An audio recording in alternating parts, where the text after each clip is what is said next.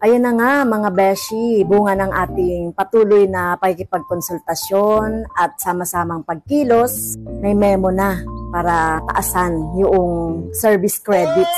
So naglabas kahapon ng memo ang Department of Education kaugnay dun sa kahilingan ng ACT Teachers Party List para doon sa pagdaragdag ng service credits na magagamit ng mga teachers, government employees para magamit as service credits. So ano ba yung service credits?